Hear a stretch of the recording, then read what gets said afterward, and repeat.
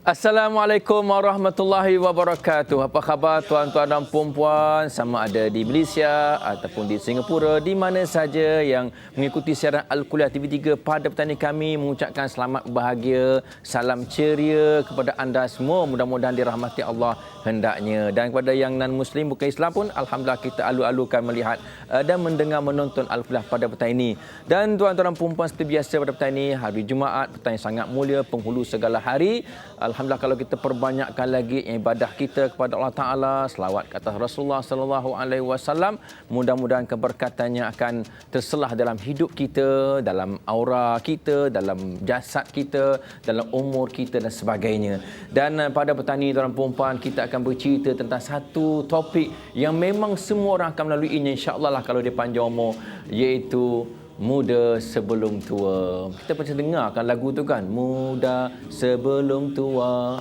Jadi tuan-tuan dan puan-puan, barangkali orang tua sudah pun melalui usia muda, tetapi orang yang muda belum tentu lagi akan melalui usia yang tua. Apapun, bukan sayalah yang selayaknya untuk mengupas tajuk ini. Kita ada panelis-panelisnya. Dan sebelum itu tuan-tuan dan puan-puan, saya apa kata kalau kita perkenalkan dahulu siapakah panel kita pada petang ini. Ia akan mengupas topik muda sebelum tua. Anda orang muda kena berada depan TV.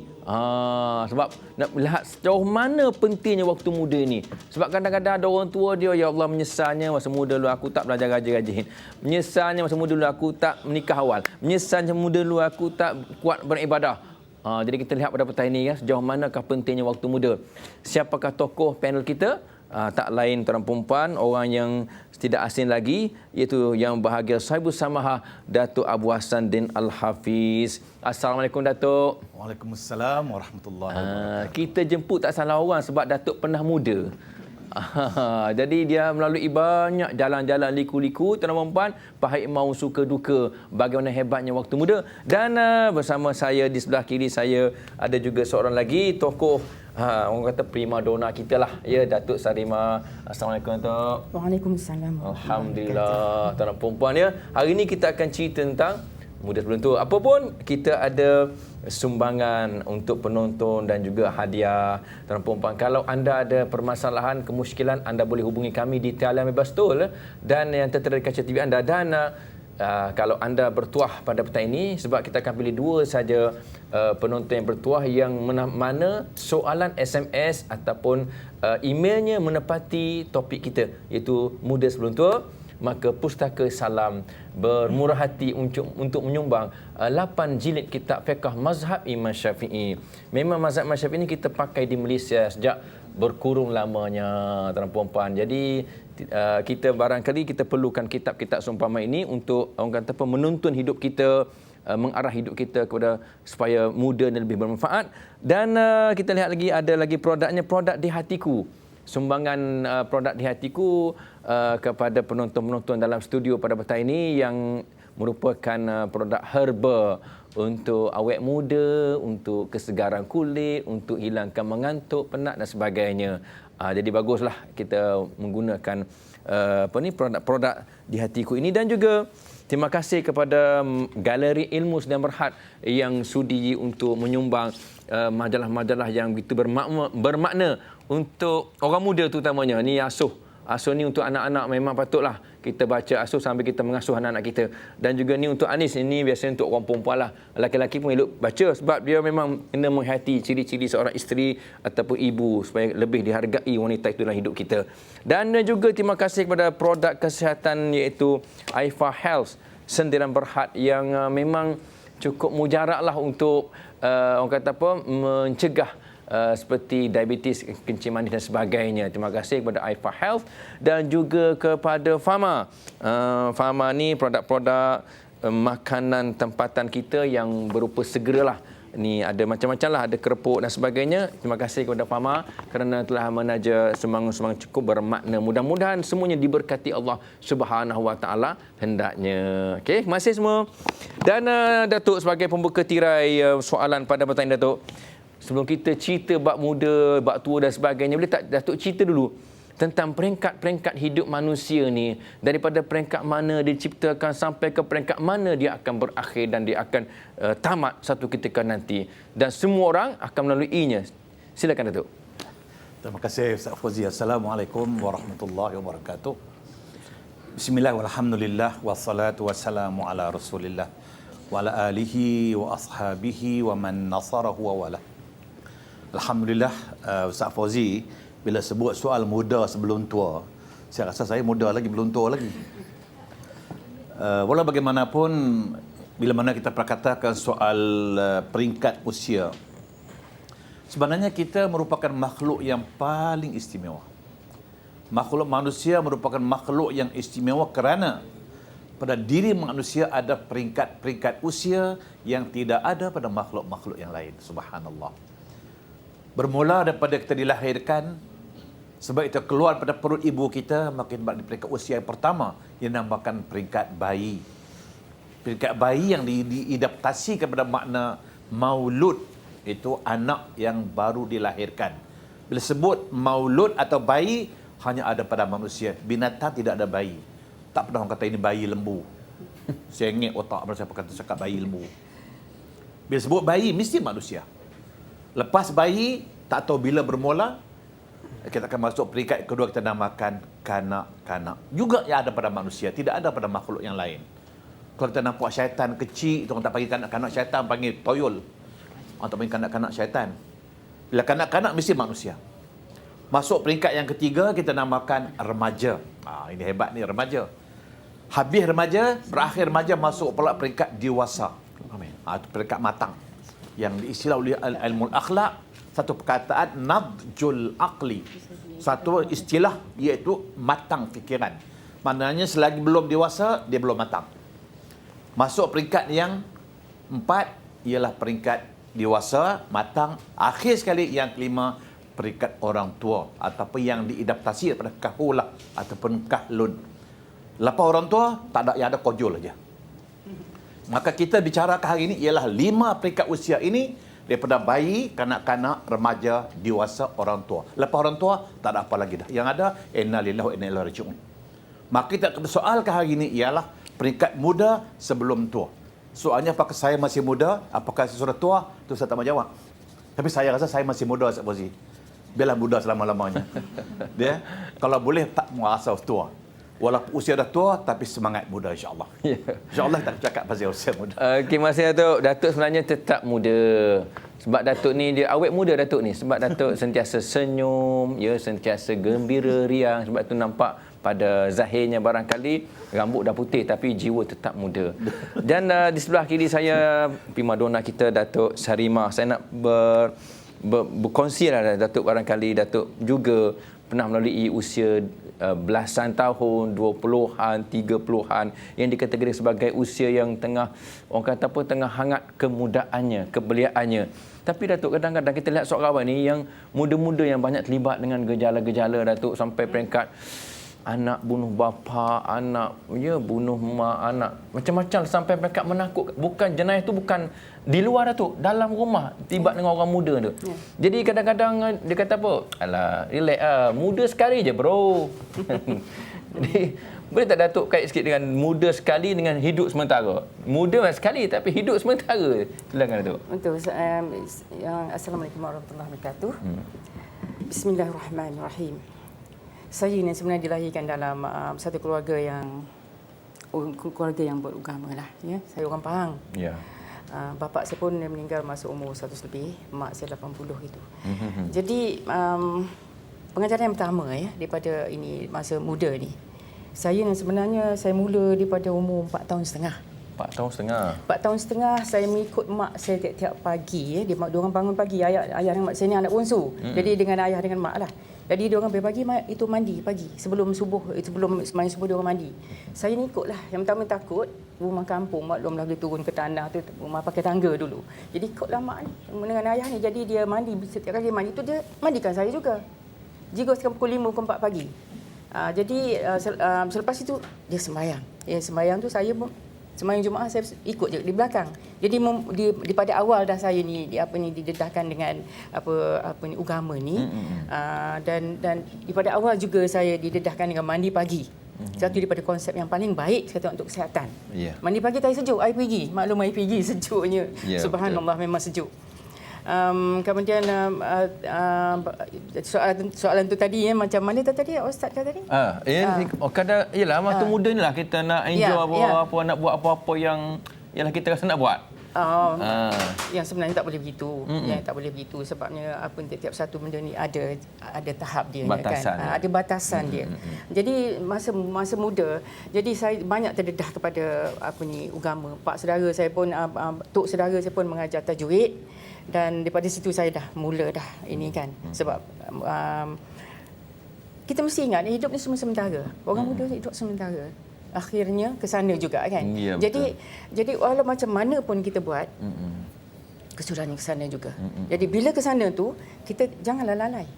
Kita mesti cari satu-satu yang utama, iaitu bekal untuk ke sana. Bekal untuk akhirat. Jadi saya memang kecil didedahkan cara begitulah sebab daripada kecil lagi dah sekolah Melayu. Saya sekolah daripada umur 4 tahun setengah. Sebab masa itu ayah dan mak saya bekerja sawah, jadi saya tak ada orang nak jaga, saya pergi ikut abang saya. Daripada situ saya belajar sivil, saya belajar agama, saya belajar apa sekali lah. Jadi bermakna benda tu daripada awal-awal lagi dah. Nak daripada muda ni jangan sia-siakan usia. Saya bila saya melihat kepada mata Datuk sendiri, saya nampak banyak pengalaman pada yang Datuk pernah alami lah waktu satu ketika dahulu kan, memang sebagai anak muda. Jadi saya tanya Datuk lah.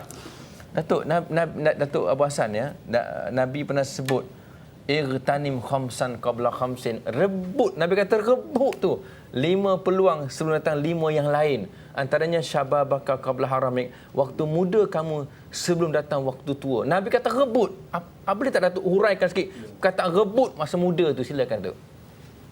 Ya, kita tidak menafikan bahawa hadis yang Nabi sebut irtanim khamsan qabla khamsin. Rebutlah 5 perkara sebelum datangnya 5 perkara. Satu di antaranya syababika, maknanya muda kamu, qabla haramika, sebelum tua. Jadi bila mana Nabi sebut ambil peluang masa muda lah.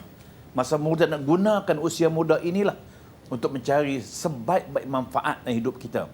Tapi malangnya macam Ustaz sebut tadilah, orang kata bila muda ni faham muda sekali saja kata dia. Masih dia nak enjoy. Ingat, muda tak akan berulang lagi sekali. Maka sebab itulah rebut peluang, artinya kita guna kesempatan masa muda kita, masa remaja kita untuk mencari sebanyak-banyak bekalan untuk alam akhirat. Kerana bila usia sudah tua, anggota badan sudah lemah, apa lagi kita nak buat? Saya buat contoh satu sajalah, kita katakanlah, cuba terbayangkan. Seorang anak muda di usia mudanya, usia 20-an, awal 30-an, dia pergi Mekah. Berbanding orang yang umur 70 tahun pergi Mekah. Ada beza tak? Agak-agak lah. Orang muda tentu hebat. Dia dapat sa'i dengan sempurna, tawaf dengan sempurna, pulang kali boleh buat umrah. Yang si tua tadi agak lemah sikit. Itu maknanya kenapa Nabi kata rebutlah peluang masa muda. Tapi malangnya ramai di kalangan muda-muda kita, pemuda-pemuda kita, pemudi-pemudi kita, remaja kita mensia-siakan usia remajanya. Malang sekali. Apakah tidak diingat bahawa di akhirat nanti Allah akan tanya kita? Dalam sebuah hadis Nabi dah sebut dengan sabdanya qala Rasul, la tazalu qadamai abd yaumal qiyamah hatta yus'alu an arba'. Tak sempat nak bergerak kaki anak Adam dari kiamat nanti, sebab itu dibangunkan sebelum sempat bergerak ke mahsyar, kita akan ditanya dulu 4 perkara. Satu antaranya ialah an umrihi fima afnah, dan yang keduanya wa an syababihi fima ablah. Yang pertama akan tentang umur kita. Berapa lama kita hidup? 10 tahun, 20 tahun, 30 tahun? Kalau ada yang menjawab saya hidup 10 tahun, selamat, tak ada masalah. Kanak-kanak yang mati kecil, selamat. Mak bapak tidak perlu tangisi anak-anak yang mati masa kecil. Sejahtera dia, selamat dia. Tapi kalau ada orang kata saya hidup 70 tahun wahai Tuhan, okey. Sepanjang 70 tahun apa kamu buat? Apa nak jawab agak-agak lah. Tak tahulah. Yang kedua, wa an syababika. Wa an syababi fima ablah. Masa remajanya apa dia buat? Ini yang salah jawab ni. Berapa orang kan boleh jawab masa remaja dia saya beribadat kepada Allah? Tak ada. Nak cari remaja yang muda beribadat kepada Allah hari ini. Ya Allah, susah Ustaz Fauzi. Ya, nak cari pemuda beribadat, pemuda jiwanya Islamik, susah. Mungkin sebabnya, berpuncanya daripada mana? Nabi juga pernah berkata dalam sebuah hadis, walaupun hadis dipertikaikan, qala Rasul, asy-syababu syu'batun minal junud. Hadis yang diriwayat oleh Al-Kharaiti, yang bermaksud remaja itu, muda itu sebahagian daripada kegilaan. Artinya orang muda, anak muda, dia memiliki ciri-ciri orang gila. Maka sebab itu kita lihat hari ini perangai anak muda kita hampir-hampir sama dengan orang gila. Apa yang ada pada orang gila, ada pada remaja kita. Maka di atas sifat kegilaan inilah dia menyalahgunakan remajanya, mudanya, sehingga dia mensia-siakan usia remajanya dengan berpoya-poya, dengan lepak, dengan maksiat, dengan mungkar dan berbagai-bagai lagi. Wallahu a'lam. Okey, terima kasih Datuk. Alhamdulillah, itulah penjelasan Datuk Abu Hasanuddin dan juga Datuk Sarimah tentang persoalan muda yang kita bincang pada petang ini, muda sebelum tua. Jadi tuan puan-puan, apa kata kalau kita berehat seketika dan kita jumpa lagi selepas ini insya-Allah.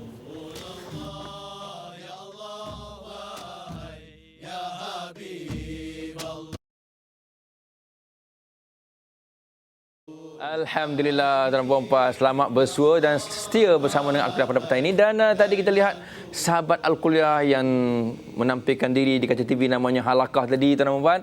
Jangan lupa saksikan Ahad jam 9.30 malam dengan tajuk Keajaiban Azan. Barangkali kita dengar awak tak tahu je azan kan? 5 waktu sehari semalam. Cuba kita lihat apakah keajaiban yang terkandung dalam azan. Kenapa budak-budak kecil diazankan masa bayi, masa dilahirkan. Jadi kita jangan lupa ya, tonton Halakah Ahad ini jam 9.30 malam dengan tajuk Keajaiban Azan. Dan apa pun kita dapat lihat ada tetamu dalam studio pada petang ini, penonton-penonton daripada Sekolah Sultan Alam Shah Putrajaya. Assalamualaikum semua. Alhamdulillah, bersemangat penonton kita pada petang ini dan barangkali bila kita bagikan peluang dan mereka untuk tanyakan soalan kepada yang bahagia Datuk. Silakan cikgu. Terima kasih Tuan Pengerusi Majlis. Ya. Assalamualaikum Datuk. Saya ada satu soalan ya. Cabaran dalam mendidik golongan muda bukanlah semudah yang disangka. Bagaimanakah mempersiapkan diri sebagai golongan pendidik agar boleh dipercayai serta dihormati oleh mereka? Okey, terima kasih cikgu. Betul juga Datuk, kadang-kadang sekarang ni cikgu pun kena saman. Nak mendidik pun pening kepala cikgu kena saman. Silakan Datuk. Yes, sebenarnya begini ya. Kalau kita cakap soal mendidik ataupun yang kita istilahkan perkataan tarbiyah, dia sebenarnya untuk mendidik seorang manusia bukan semasa dia remaja, bukan masa dia dah besar. Batu mungkin kesilapan kita hari ini kerana kita hanya menjurus dalam aspek tarbiyah, taklim. Tarbiyah artinya mendidik, taklim beri ilmu.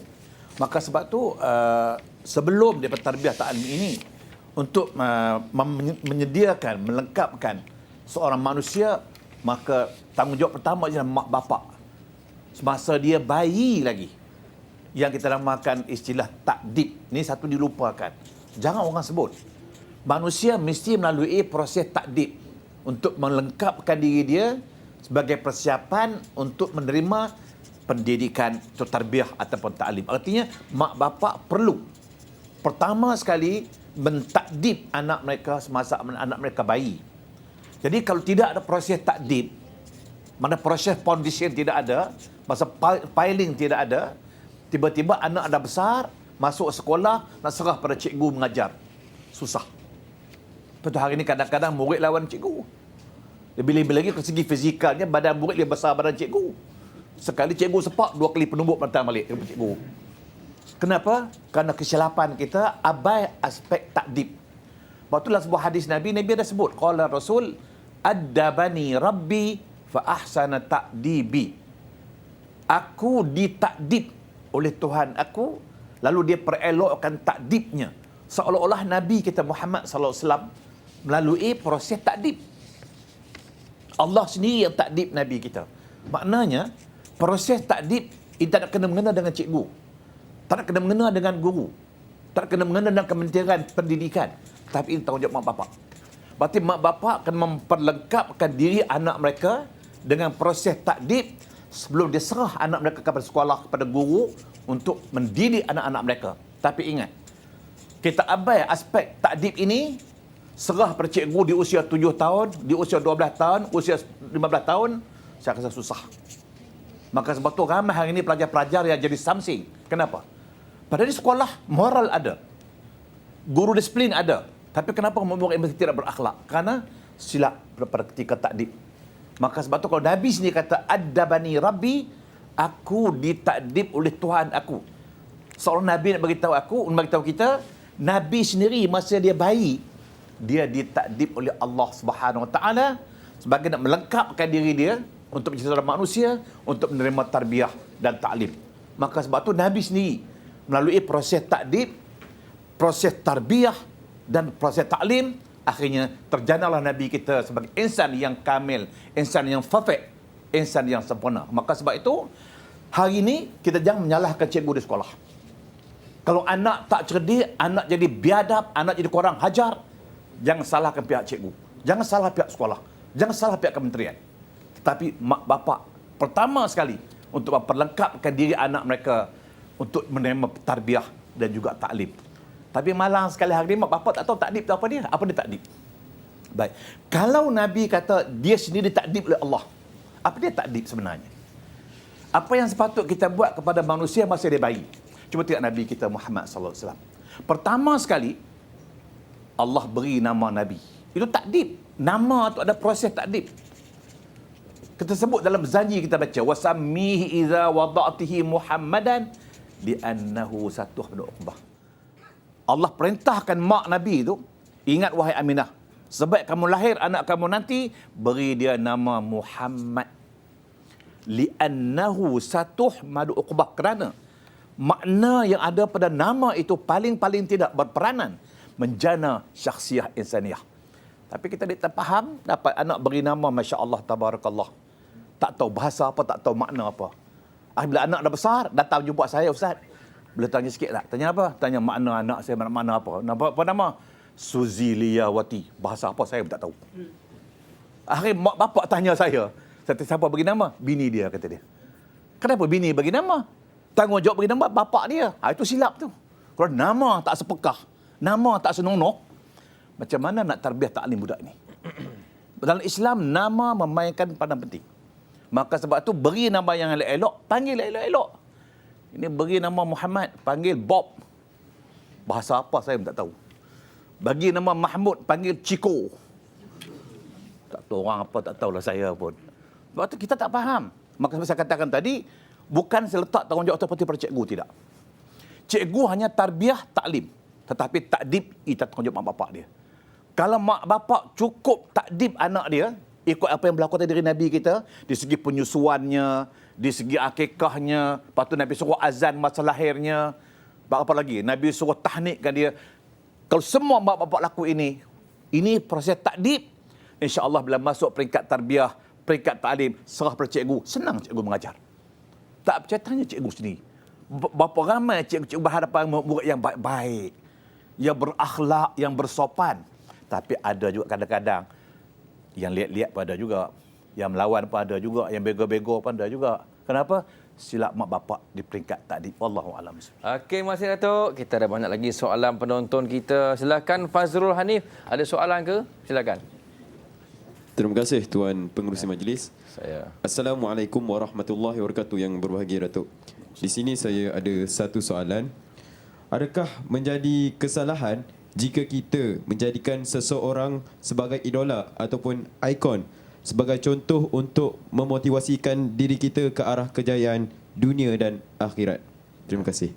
Okey, ni cerita idola ikon, barangkali dia nak cerita orang muda, nampaklah ustaz muda-muda tu. Salah ke tu? Silakan tu.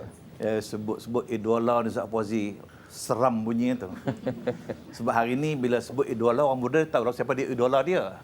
Cuma dalam Islam, kalau terlihat betul-betul, yang sepatutnya kita jadikan sebagai idola, tak lain tak bukan melainkan Nabi kita Muhammad sallallahu alaihi wasallam. Sehingga Allah sebut dengan firman-Nya, laqad kana lakum fi rasulillahi uswatun hasanah. Demi sesungguhnya bagi kamu pada diri Nabi itu pada diri Rasulullah itu, pada batang tubuh dia, sejak dia dilahirkan sampai dia besar, semuanya menjadi contoh dan ikutan idola. Tetapi dalam konteks ikutan idola ini tak semestinya Nabi saja. Bahkan Nabi juga pernah mengatakan kalau benda itu benda yang baik, benda yang elok, siapa saja kita boleh ikut, walaupun dia orang bukan Islam. Buktinya Nabi pernah menyebut dalam sebuah hadis yang diriwayatkan oleh Abdullah bin Abbas, dia kata ada dua perkara pada orang jahiliah. Ada dua perkara pada orang jahiliah yang sepatutnya kamu ikuti, kata Nabi. Nabi cakap, tak mesti ikut dia, saya ikut orang jahiliah boleh ikut. Dua perkara pada orang jahiliah, pada masyarakat jahiliah yang sepatutnya kita contohi. Pertama, orang jahiliah ni, kalau tetamu datang ke rumah dia, dia layan tetamu dia, Masya Allah. Itu patut kita ikut. Ini kita tetamu datang rumah macam tak nak terima je, macam nak halau balik ya. Pertama, kalau tetamu datang ke rumah, dia layan sebagai tetamu, satu. Dan yang kedua, kata Nabi, orang jahiliah ni, kalau dia berkahwin, sampai di usia tua, sampai usia dia 60 tahun, dia takkan bercerai. Ini orang jahiliah. Nabi suruh ikut. Tapi kita hari ni, orang Melayu Islam hari ni, umur 60 tahun, naik turun mahkamah syariah lagi. Dua ulang alik mahkamah syariah, jumpa qadi. Siapa? Sibuk nak bercerai. Tak malu cucu langsung. Umur 60 sibuk nak bercerai. Nak buat apa lagi? Maka sebab saya katakan, bila mana kita dah jadi idola, tak mestinya pada orang tertentu. Kalau itu benda tu baik, walaupun dia bukan orang Islam. Yang baik itu kita ikut. Bukan orang yang kita ikut, yang baik itu. Tapi hari ini, yang idola kita siapa dia? Pelakon, penyanyi, apa lagi? Tak tahulah. Apa yang mereka buat, ikut. Mereka inai ada jari, nak kahwin, kita pun ikut inai juga. Pelukis penuh badan. Maka ini Islam tak benarkan. Berarti kalau kita nak jadi idola, nak ikut yang baik itu. Ya? Tengok apa yang baik pada diri dia, jangan fikir yang tidak baik itu. InsyaAllah mudah-mudahan, bila mana kita nak ikut idola, tak salah saya kata. Walaupun pada artis ke, pada pelakon, ada benda yang baik. Ada pelakon yang baik, dia suka pakai ketayap. Kita ikut pakai ketayap. Di mana ada pelakon pakai ketayap?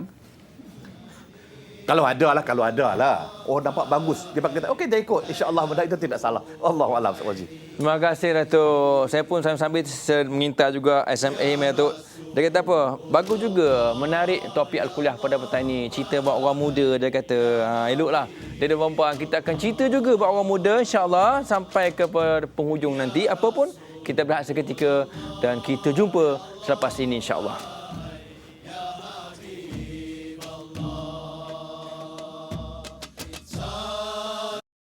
Okey, terima kasih tuan-tuan setia bersama Al-Kuliah pada petang ini. Memang hantu tak suka Al-Kuliah, hantu. Dia tak suka. Tapi anda kalau bukan hantu, anda kena suka Al-Kuliah sebab ini program ilmu mendekatkan diri kepada Allah. Apapun kita ada soalan, ada penonton lagi daripada Sekolah Sultan Alamsyah Putrajaya. Siapakah penontonnya yang akan bertanya? Khairul Arif. Silakan Khairul Arif untuk soalan seterusnya. Bismillahirrahmanirrahim. Assalamualaikum warahmatullahi wabarakatuh. Waalaikumsalam. Saya Khairul Arif bin Razali dari Sekolah Sultan Alamsyah. Jadi begini Datuk, saya ada satu soalan yang ingin saya tujukan. Bukan senang untuk menjadi orang yang baik. Jadi bagaimanakah cara yang terbaik untuk menepis pengaruh negatif kerana berwujud macam dugaan untuk beramal soleh. Sekian, terima kasih Khairul Arif. Betul, saya rasa setuju juga ya. Memang senang nak jadi jahat. Nak jadi baik. Apa komen Datuk, silakan. Ya, saya setuju Ustaz Fauzi. Ya. Nak jadi jahat senang. Tapi yang nak jadi baik itu susah. Walaupun semua manusia nak baik. Contohnya kalau mak bapak sendiri, dia nak anak-anak jadi baik. Cikgu-cikgu sendiri nak murid-murid jadi baik. Tapi kenapa tak jadi baik? Sebenarnya dalam persoalan ini, macam Ustaz Fauzi sebut tadi lah, nak jadi jahat senang. Nak jadi baik susah. Kenapa? Sebenarnya tuntutan hidup manusia itu. Dalam diri manusia ini, kita mesti ingat, kita manusia ini ada nafsu, ada akal. Ada nafsu, ada akal. Banding dengan makhluk lain, makhluk malaikat, dia tidak ada nafsu. Dia ada akal sahaja. Sebab tu malaikat tak ada buat jahat. Malaikat tu la ya'sunallaha ma amarahum wa yaf'aluna ma yu'marun. Malaikat tak pernah buat maksiat, tak pernah buat muka sebab dia tidak ada nafsu. Dia hanya ada akal. Dia ada akal, boleh patuh perintah Allah. Berbanding dengan makhluk syaitan, makhluk haiwan, Dia ada nafsu saja, akal tak ada. Lepas tu dia buat macam-macam. Dia tak pakai baju, dia tak malu. Lembu tak pakai baju, dia tak malu. Sebab dia tak ada akal, tak boleh fikir, aku ni bogel, tak bogel tak. Dia tak ada apa, sebab akal tak ada. Tapi kita manusia ni ada akal, ada nafsu. Bila ada akal, ada nafsu, ingat. Nafsu inilah. Nafsu biasanya dikuasai oleh makhluk yang bernama syaitan ataupun iblis. Iblis pula kerja dia ialah dia nak kita buat benda yang Allah larang, dia larang jangan buat benda yang Allah suruh. Innama ya'murukum bisu'il fahsya. Yang kerja dia suruh buat benda jahat. Apa yang Allah larang, itu dia suruh buat. Buktinya, cuba tengok masa Adam dengan Hawa dalam syurga dulu. Semasa Adam dengan Hawa dalam syurga, masa perintah larangan tak ada, perintah suruhan pun tak ada, Adam Hawa relax, syaitan pun relax. Tak ada kerja apa dia. Tiba-tiba Allah kata, wala taqraba hazihi syajarah. Adam, Hawa, jangan hampir ini pokok. Baru ada pertama kali perintah, jangan hampir. Bila jangan saja, apa kata syaitan? Syaitan kata, Adam, hampirilah pokok itu. Makanlah buah pokok itu. Itu kerja dia. Maka sekarang hidup kita ini, ingat, sejak mula kita lahir, nafsu sudah ada. Sejak mula kita lahir, nafsu sudah dikuasai oleh syaitan ataupun iblis. Tapi akal belum berperanan. Akal berperanan ketika usia kita 12 tahun. Tapi nafsu selama dikuasai oleh syaitan sejak usia baru lahir. Selama 12 tahun, syaitan kuasai nafsu kita. Bayangkanlah. Sebab itu kenapa? Dalam Islam, Nabi kata, muru auladakum bis-salah wa hum abna' sab'a sinin. Suruh anak kamu semayang ketika usianya 7 tahun. Padahal masa itu dia belum wajib. Kenapa? Sebagai support, sebagai bantuan, sebagai nak bantu dia untuk memperkuatkan akal dia supaya dapat melawan pengaruh nafsu. Itu dia masuk dia. Maka sebab itulah orang-orang yang dididik dalam soal agama, suruh semayang masa umur 7 tahun, beri didikan agama masa dia umur 7 tahun, bentuk syakhsiah dia, beri dia ilmu-ilmu keagamaan, ilmu ketuhanan, insya-Allah. Maka dengan ilmu ini, dia boleh menepis gejala-gejala negatif yang seringkali melanggar dan menyerang generasi muda kita masa kini. Hanya kekuatan iman, kekuatan akidah sejak kecil lagi mampu mempertahankan diri dia daripada godaan-godaan yang negatif tadi. Wallahu a'lam. Terima kasih Datuk. Apa pun saya nak bersama dengan Datuk Sarimah pula dari tadi, dia senyap membisu je. Barangkali sedang mencungkil idea-idea yang ia sedang fikirkannya tentang persoalan muda sebelum tua. Jadi sebelum Datuk, saya nak tanya Datuk satu soalan. Saya nak beritahu orang perempuan sehari bersama Datuk Sarimah. Jadi program ni ialah kepentingan menjaga kesihatan sebab Datuk sentiasa awet muda. Datuk Sarimah sejak dulu sampai sekarang. Dulu saya minat dulu cita-cita dia kan menjadi betul lah. Ya, dan bolehlah kalau anda ingin berkongsi tentang menjaga kesihatan, ada petua-petua, pantang larang dalam menjaga kesihatan, dan juga ada satu senaman tua namanya. Kalau dengan saya ada senaman muda je, dengan Datuk senaman tua dan produk-produk tambahan untuk kesihatan. Jadi bolehlah program ini diadakan pada 27 Februari 2010 Februari bulan ni lah, di Hotel Royal Bintang Damansara. Penyertaan eksklusif wanita sahaja, laki-laki tak boleh. Boleh juga. Boleh juga. Boleh juga. Ya, suami boleh. Boleh, tapi sebab kena ada juga itu apa ni urutan untuk lelaki. Urutan lelaki ya. Nak urut isteri dia kan mesti suami urut. Penyertaannya sejumlah RM300 sahaja. Dengan banyak ilmu ni 300 murah tu. Jadi kalau daripada pagi Ustaz. Daripada pagi pukul 8.30 sampai pukul 5 petang. Oh, saya ingat subuh pagi. Okey. Boleh hubungi 016 2862 156 Syekh Mahdi ataupun Yusarima Putri 013 216 3635. Barangkali akan tertera di kaca TV anda nantilah kot ya. Okey. Boleh Datuk ya?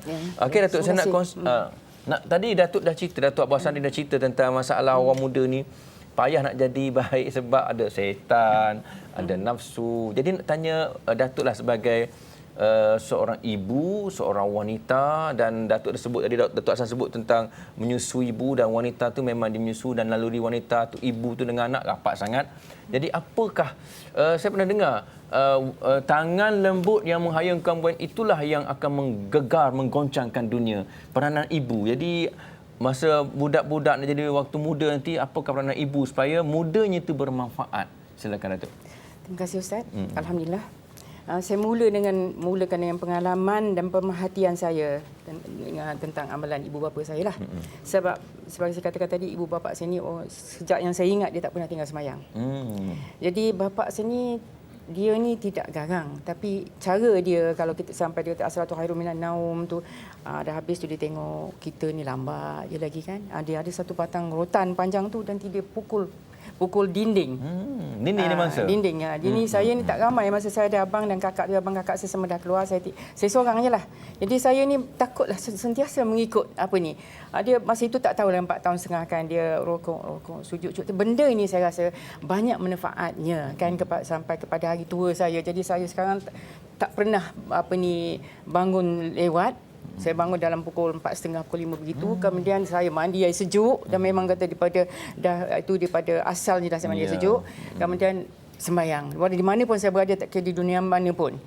Dan ibu bapa saya ni dia tak bagi berbohong kan. Dan saya daripada kecil saya selalu ada kena penyakit sawan. Gitu. Jadi ayah saya dah mengajar saya baca Ayatul Kursi tu daripada umur 6 tahun saya dah hafal Ayatul Kursi. Kemudian inilah daripada ciri-ciri apa yang saya dapat daripada ibu bapa saya ni, saya bawakanlah kepada anak-anak saya kan. Walaupun saya ni bukannya ibu yang terbaik, sebab masa muda saya pun memang banyak berlakon saja. Rasa anda tahu semua. Kemudian dan cita-cita saya bukan jadi pelakon pun. Memang cita-cita nak jadi doktor tapi tak kesampaian. 12 tahun sekolah jadi pelakon kan, tapi rasa saya semuanya itu adalah takdir. Dan saya reda. Ya. Dan saya pula cara saya mendidik anak saya bagi kebebasan kepada orang. Tapi asas agama tu memang adalah. It's very important, asas agama. Walau macam mana dia melencong, tapi kalau dah ada asas agama tu, insya-Allah dia akan lurus balik. Dan saya tak pernah macam memaksa anak saya kan, macam kalau kata dia nak keluar, saya kata jangan gini kan. Sebabnya saya selalu mengatakan kepada anak saya, kau keluarlah. Dia kata insya-Allah aku serahkan kamu kepada Allah. Inilah kalau sekali dia belajar. Kadang-kadang anak-anak ni kan ada juga dia berbohong kan. Dia nak kata nak pergi sekolah, dia tak pergi sekolah. Nak kata dia pergi, dulu tak ada tuition lah. Kita semua daripada apa yang cikgu belajar tu lah. Tapi walau macam mana pun, alhamdulillah saya ada 6 anak. Anak-anak saya syukur alhamdulillah, walaupun tak semuanya yang tak 100% tu bagus, tetapi ada alhamdulillah lah. Dan saya pun dah mempunyai cucu sekarang. Ada ramai cucu saya dan sudah ada, dan nampaknya alhamdulillah ada yang menghafaz Quran, ada yang ada 18 juz saya kan. Kemudian ada 2 cucu saya dah jadi doktor kan. Doktor satu dekat Ireland dekat sini. Kemudian dan sebagai seorang ibu kan, ibu saya ni dia mementingkan kesihatan. Kesihatan sebabnya daripada kecil lagi saya sudah didedahkan dengan ulam-ulaman, minum air sejuk dan semua saya pun agaknya saya memang 2-3 perkara yang pelik sikit ni, memang saya tak makan daging, tak makan ayam dan tak minum susu. Ketiga ni memang saya daripada kecil dah, mak saya tu saya mengikut cara-cara itu mak saya lah. Tapi alhamdulillah kata sebab oleh kerana saya menyusul lama dengan mak saya, boleh jadi rasa saya dalam sampai 3 tahun lebih agaknya ya. Alhamdulillah kuat tulang saya kan. Kemudian bila saya melahirkan anak saya 6 orang ni, semua anak saya 6 orang tu saya susukan dia. Walaupun macam mana kata orang masa tu tak ada kan, masa berlakon tu, tapi saya masih menyusukan anak saya. Tu 6 orang semuanya. Kemudian begitu juga saya kata tadi asas agama tu dia ada, saya panggilkan ustaz kat Tang Kumar. Kemudian dekat tak cukup di sekolah saya memang panggil ustaz. Terima kasih Datuk. Itulah dalam perempuan lebih setahun ekstra menyusu ibu. Itulah awet muda rahsianya dalam perempuan. Dia susu ibu memang bagus, antibodinya kuat, kekebalan dan penyakit.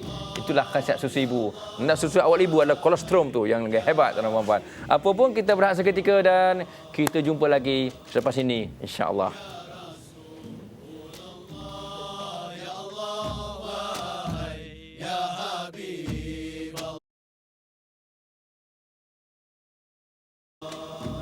Alhamdulillah, terima kasih.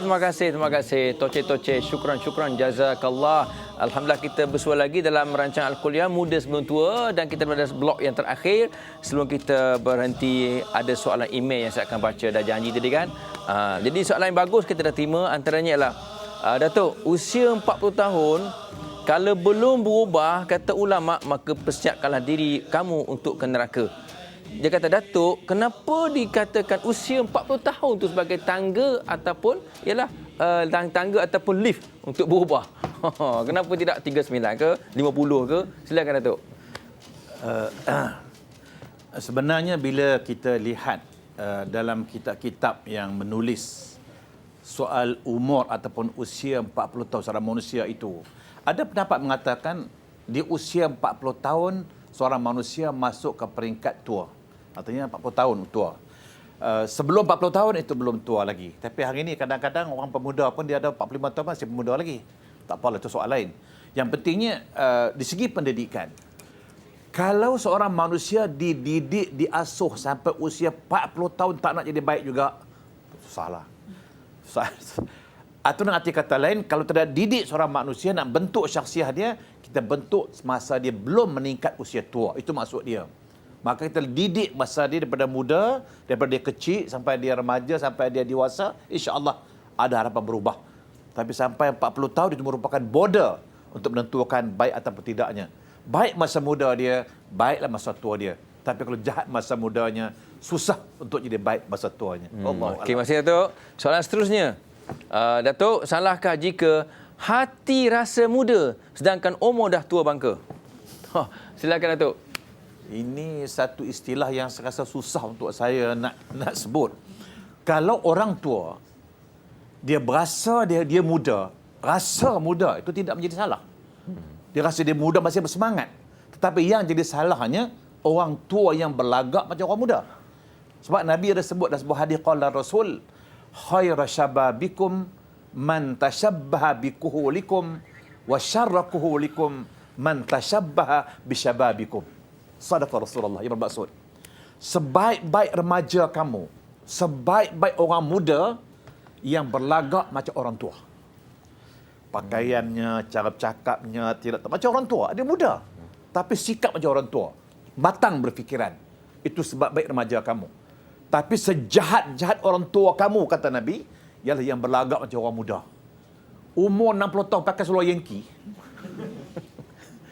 Umur 70 tahun, insya-Allah rambut bertocang lagi. Ini teruklah ni. Jadi soalan Ustaz Fauzi tadi, kalau sekadar berlagak salah, tapi kalau rasa muda, itu tidak salah. Macam saya lah. Saya muda lagi. Tapi jangan berlagak macam orang muda. Cuma kita rasa muda. Untuk bersemangat nak beribadat, semangat nak buat kebaikan, maka tidak salah. Yang salahnya orang tua yang berlagak macam orang muda. Kalau tua, buatlah cara tua. Kerana ajal semakin hampir mengejar di belakangnya. Ya. Allahuakbar. Okey Datuk, terima kasih. Satu lagi soalan Datuk. Ada satu istilah disebut, tua nanti aku bertaubatlah. Macam mana nak hilangkan falsafah sesat ni Datuk? Mungkin pada saya merasakan orang yang menggunakan falsafah atau istilah bila tua aku bertaubat. Seolah-olah dia tahu dan dia yakin dia takkan panjang umur. Umur kita, ajal kita tangan Tuhan. Kita tak tahu bila. Orang muda hari ni tanya dia kenapa tak semayang? Muda lagi, kan tua-tua aku bertaubat aku semayang lah. Bila pergi haji? Tua-tua pergilah haji. Sempatkah kamu sampai tua? Itu soalannya. Kalau besok kau jual macam mana? Oleh kerana kita tidak tahu maut itu bila, maka sebab itulah yang disebut dalam pepatah Arab menyebut i'mal li dunyaka ka'annaka ta'ishu abada wa amal li akhiratika ka'annaka tamutu wada. Kita bekerja untuk dunia ini seolah kita akan hidup selama-lamanya. Itu dunia. Kita kejar dunia seolah-olah kita akan hidup selama-lamanya. Tetapi bekerjalah kamu untuk akhirat kamu seolah-olah kamu akan mati esok hari. Maka kita beramal ibadat, cari pahala, letak satu set kepala kita seolah-olah kita akan mati esok hari. Maka menyedari kita akan mati besok hari, insya-Allah kita akan banyak melakukan amal ibadat. Hanya orang yang tak sedar bila dia akan mati saja yang mengatakan tua-tua dia akan bertobat. Kalau besok aksiden, kojol, macam mana nak buat? Semayang tak ada, ibadat tak ada apa. Maka sebab itu jangan tunggu tua untuk beramal ibadat. Terima kasih Datuk. Itulah tuan-tuan perempuan, pentingnya waktu muda. Dan Allah Ta'ala, Nabi dah sebut ya, antara 7 golongan dinaungi naungan Allah di pada mahsyar nanti ialah anak muda yang membesar dalam ibadah kepada Allah Subhanahu Wa Ta'ala. Anak muda syabun. Okey, Datuk ada pesanan untuk seminit? Silakan Datuk. Cuma inilah saya minta lah.